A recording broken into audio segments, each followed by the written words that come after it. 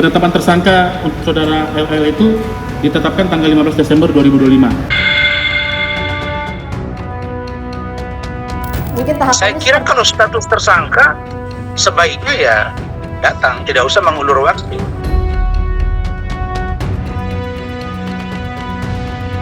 Saya harapkan ini disikapi secara bijak oleh saudara DRL atau Dr. Richard Lee.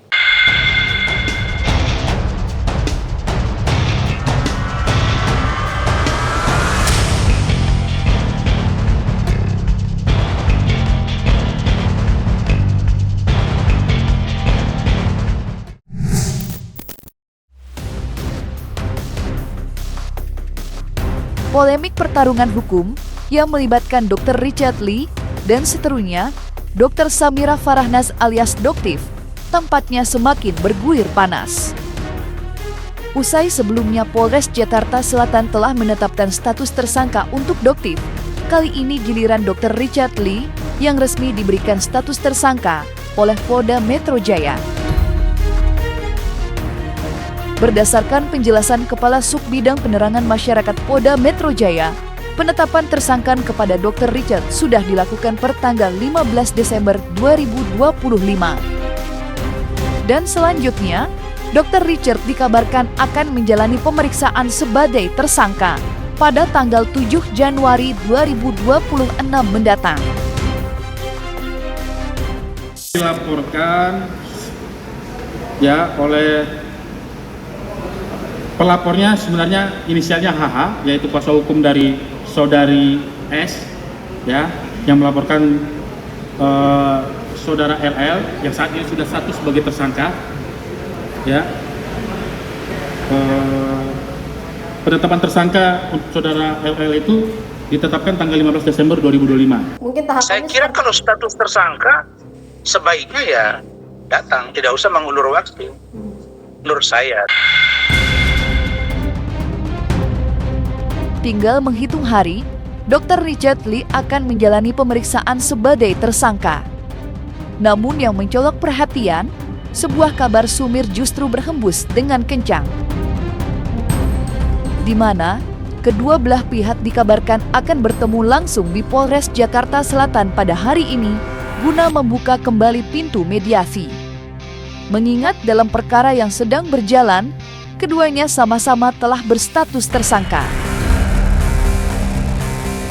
Menanggapi kabar itu, Advokat Rasman Arif Nasution yang ternyata ada di belakang Doktif sebagai konsultan hukum sontak buka suara.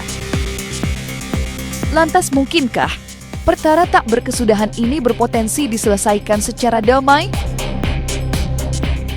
Maka ada bahasa-bahasa kemarin yang mengatakan bagaimana itu suara netizen ya, bagaimana kalau didamaikan saja. Bahkan kita dapat informasi ada katanya orang-orang yang dari suruhan diduga ya dari seseorang dokter yang mencoba untuk supaya berdamai atau barter.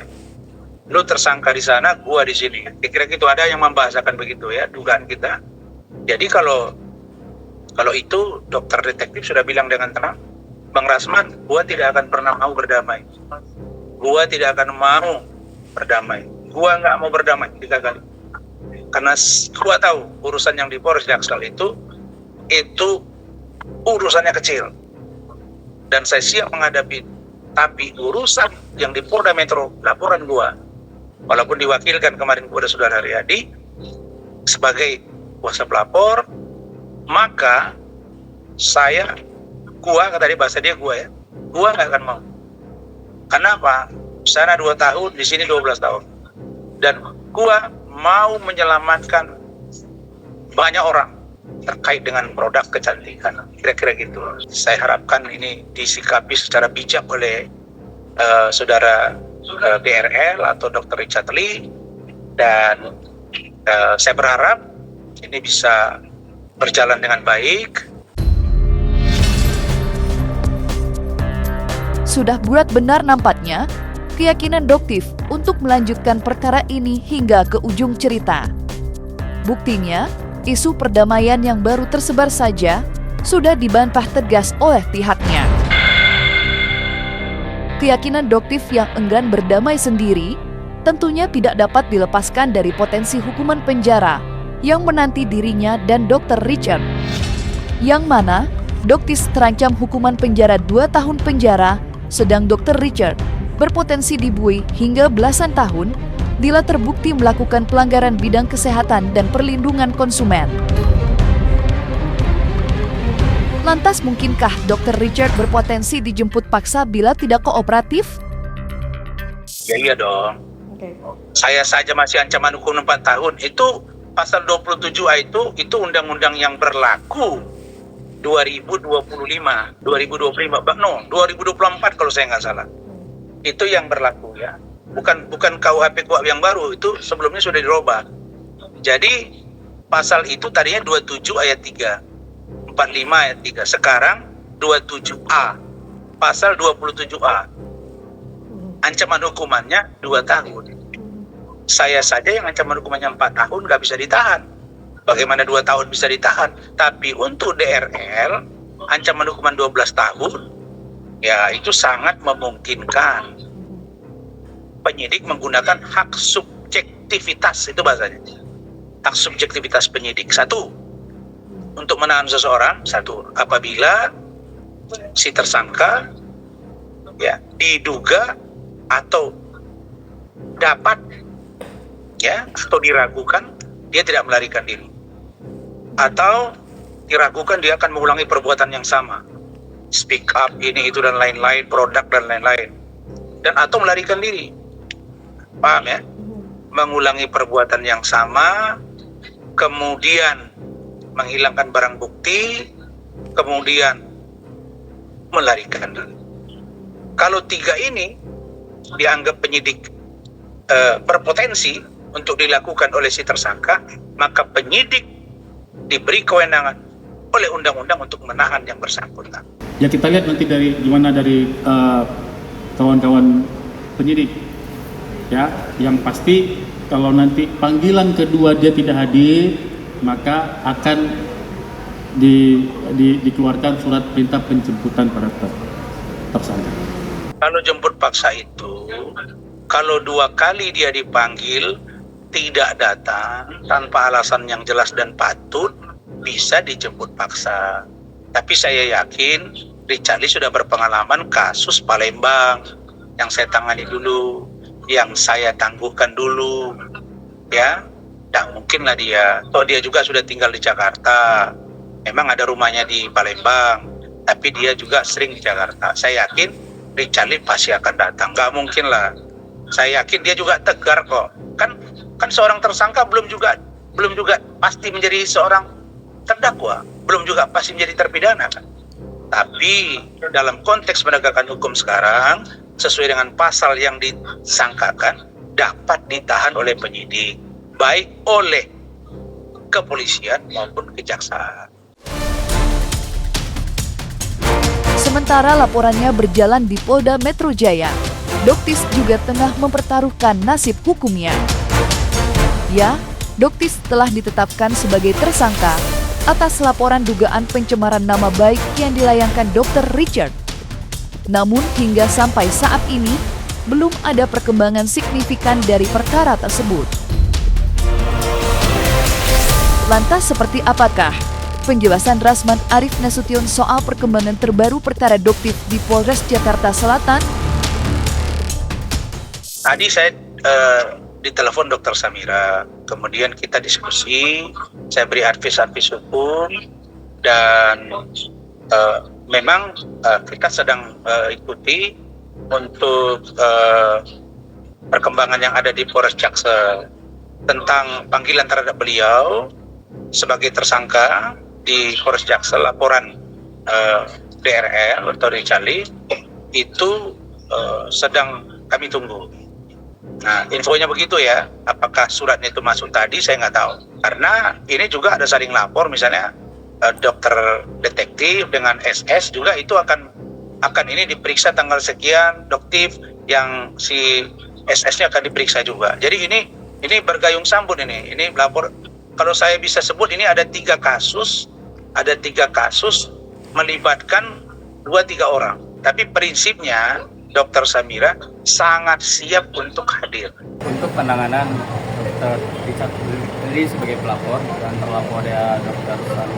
Samira sebagai motif itu sudah naik ke tahap tersangka.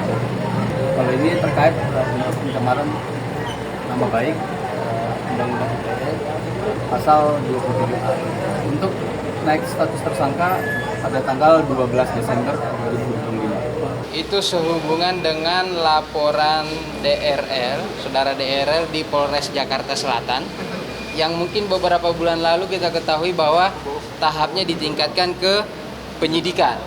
Makanya atas dasar itu kami pelajari kembali kasus-kasusnya, kami buka lagi bukti-buktinya, kami menemukan sebuah fakta atau indikasi sebenarnya menurut hemat kami atau berdasarkan analisa kami, perkara ini sebenarnya tidak layak untuk ditingkatkan ke tahap penyidikan. Namun itu sudah ditingkatkan ke tahap penyidikan. Kemudian dengan adanya penyidikan, penyidik itu dibekali dengan kewenangan untuk melakukan upaya paksa. Misalnya penyitaan. Nah itu terjadi, itu direalisasikan oleh penyidik. Ada penyitaan terhadap dokumen elektronik, seperti diketahui akun TikTok, ada penyitaan terhadap handphone yang sama sekali tidak memiliki hubungan dengan tindak pidana yang diselidiki. Maka dari situ ada dugaan pelanggaran hukum. Makanya sebagai warga negara kami melaporkan hal tersebut ke Biro Pengawasan Penyidikan. Disinilah tempatnya.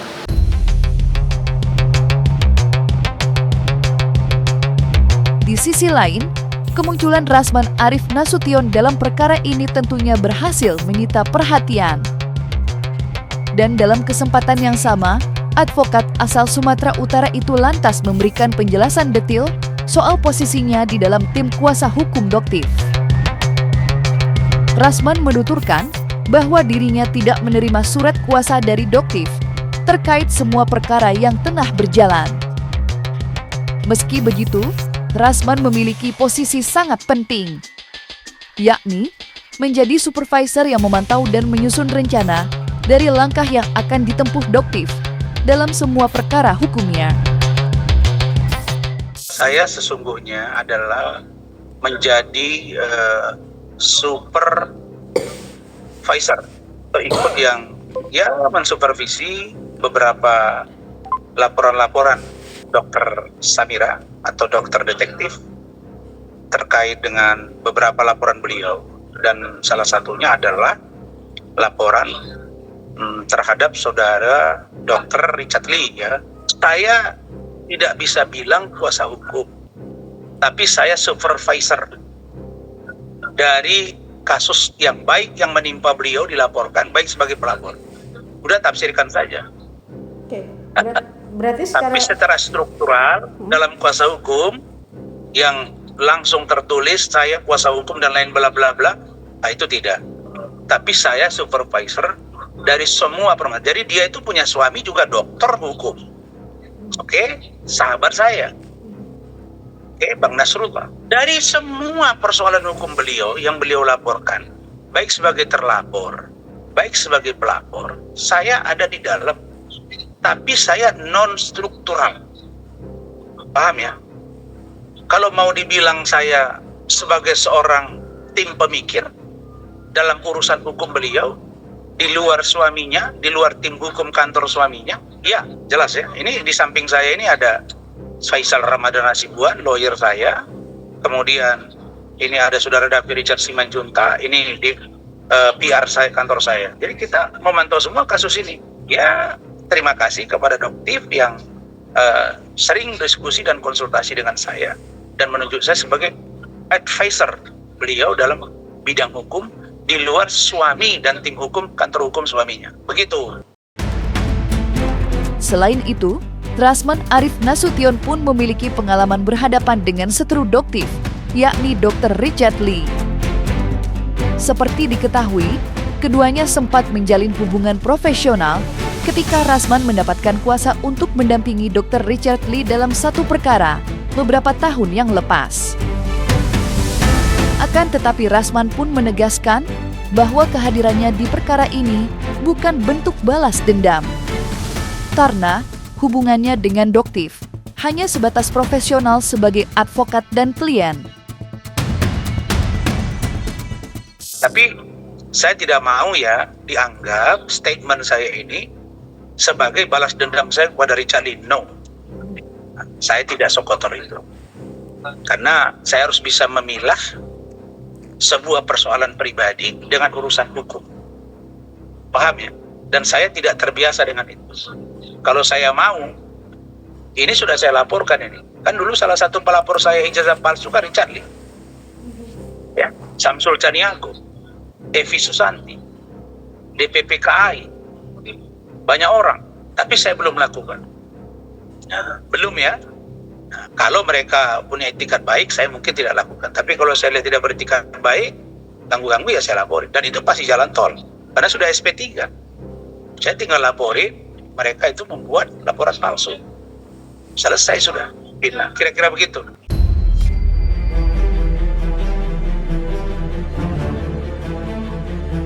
Nah, selesai sudah, Cumi Lovers. Jangan lupa untuk like, subscribe, dan juga share channel YouTube Cumi Cumi.